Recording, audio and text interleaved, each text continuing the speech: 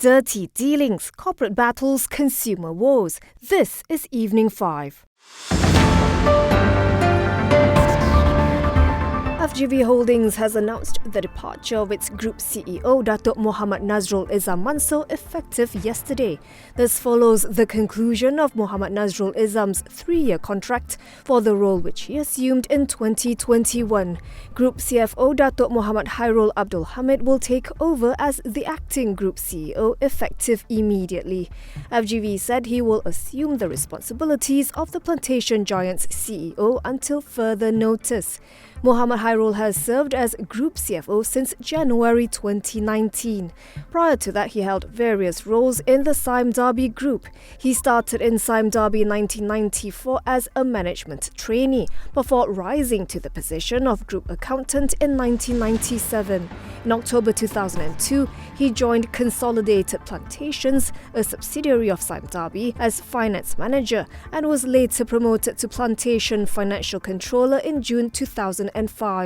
He then returned to Sime Darby in June 2006 as General Manager of Finance and was appointed CFO of the Plantation Division in June 2008. He later served as CFO of Sime Darby's Energy and Utilities Division before departing in February 2012 to take on the role of CFO of Mass Rapid Transit Corporation from March 2012 to December 2018.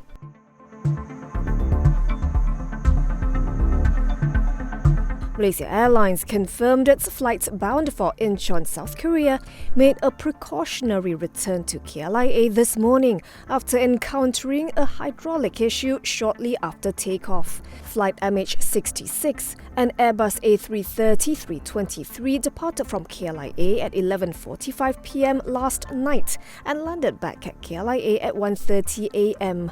The airline said it arranged hotel accommodations for all the affected passengers and rescheduled the flight as MH66D, departing at 8 p.m. tonight. It said the return leg, MH67D, has also been rescheduled and will depart from Incheon at 5:10 a.m. local time tomorrow.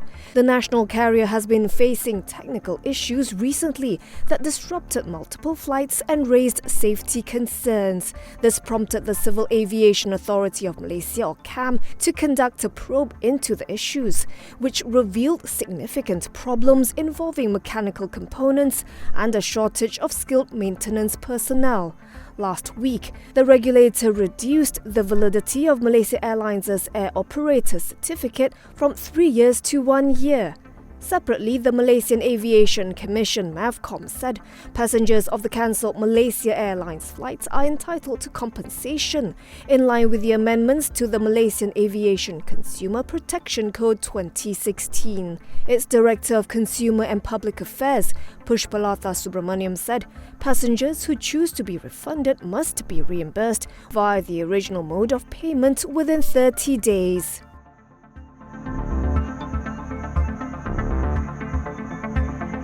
DRB-Hicom said it has received a notice of assessment from the Inland Revenue Board amounting to 246.25 million ringgit for the year of assessment 2020.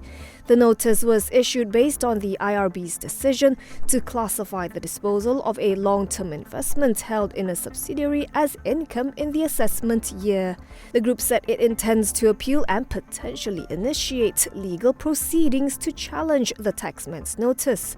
DRB-Hicom clarified later that the notice of assessment relates to the disposal of a 97.37% equity interest in Alam Flora, which was completed in December 2019. The investment was held by its unit Hicom Holdings for 24 years. According to DRB-Hicom's 2019 annual report, the sale was satisfied with 869 million ringgit cash from its buyer, Tunas Panca, a subsidiary of Malakoff Corp.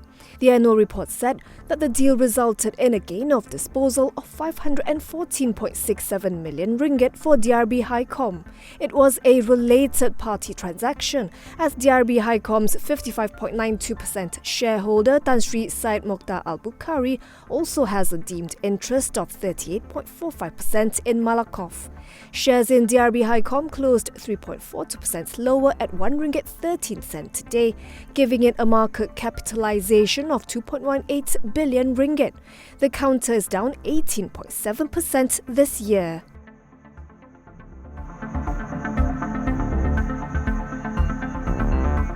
Kenanga Investment Bank said it has acquired an 8% stake in Singaporean fintech firm Helicap at an undisclosed price. Helicap owns and operates an investments platform specializing in private credit in Southeast Asia, and the company has a proprietary credit analytics engine. Kenanga Group Managing Director Dato' Chai Wai Leong said the acquisition is part of a strategy to further advance the investment bank's own digitalization initiatives. He said Helicap's proprietary technology can potentially be embedded into Kenanga's own lending and investment banking business to provide greater loan book transparency and analysis, portfolio and credit risk monitoring, and granular level data to identify nascent opportunities and obtain microeconomic insights. Kenanga's stake could be further increased in the near future to about 10%, making it Helicap's largest institutional investor. Helicap aside, Kenanga's investments in the fintech space include online stockbroker Rakuten, supply chain financing platform Capbay, cryptocurrency exchange Tokenized Malaysia, and money service business Merchant Trade.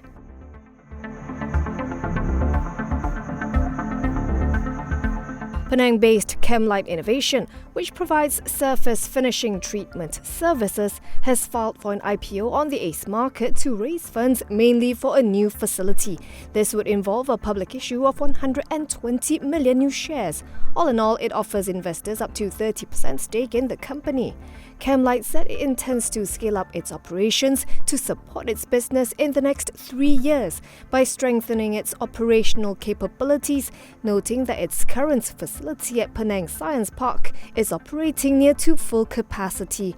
The company plans to acquire a 3.41-acre land in Penang for 9.67 million ringgit for the new facility, which is expected to house at least 4 fully automated anodizing lines and 4 semi-automated metal plating lines.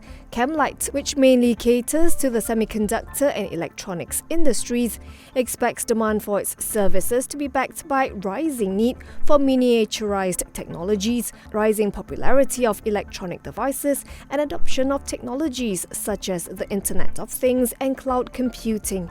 In the first 6 months of 2024, Chemlite made a net profit of 4.23 million ringgit on revenue of 16.98 million ringgit.